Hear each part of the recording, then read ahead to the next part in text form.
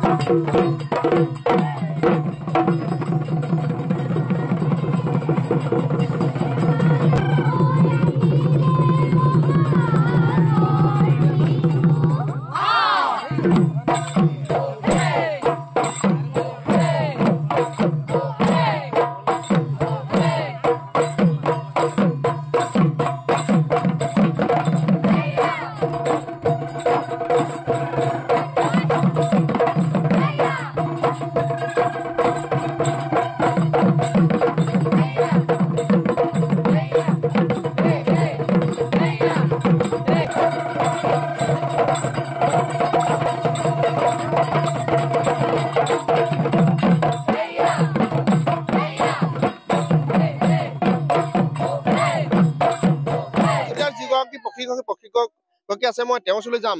কি ক'ব কিমান দিনৰ পৰা আপোনালোকে প্ৰশিক্ষণ প্ৰদান কৰি আছে আৰু চোতাল বিহুৰ কাৰণে যিহেতু আপোনালোকে সাজু হৈছে গতিকে কি ক'ব? হয় নমস্কাৰ। প্ৰায় 15 দিনমান প্ৰশিক্ষণৰ ব্যৱস্থাটো ইয়াত হৈছিল আৰু হেৰাই যোৱা চোতাল বিহু পৰম্পৰা ৰক্ষা কৰাৰ উদ্দেশ্যেই সেই উদ্দেশ্য আগত ৰাখি নৱপ্ৰজন্মক আমি সেই সম্যক জ্ঞানকণ দাঙি ধৰিব পাৰোঁ, যাৰ জৰিয়তে আমি সেই চোতাল বিহু পৰম্পৰা ঘূৰাই আনিব পাৰোঁ।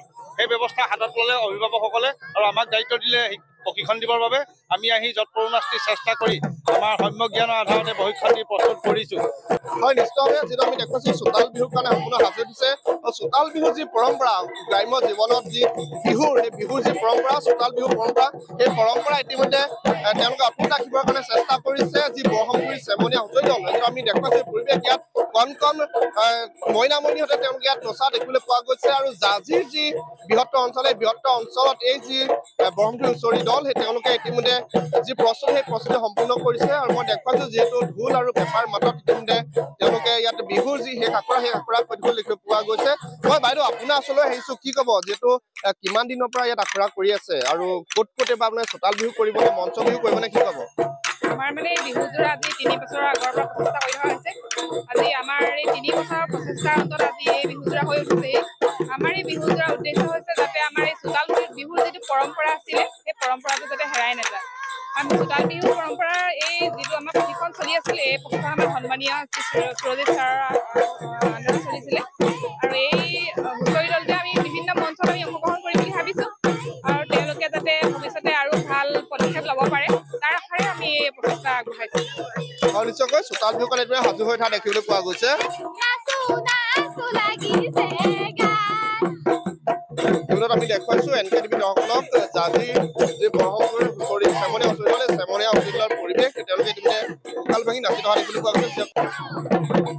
ৰাজ্যৰ বিভিন্ন প্ৰান্তৰ লগতে জাজিৰ যি বৰহমথুৰি চেমনীয়া হুঁচৰি দল সেই চেমনীয়া হুঁচৰি দল তেওঁলোকে চোতাল বিহুৰ কাৰণে সম্পূৰ্ণ সাজু হৈ থকা দেখিবলৈ পোৱা গৈছে।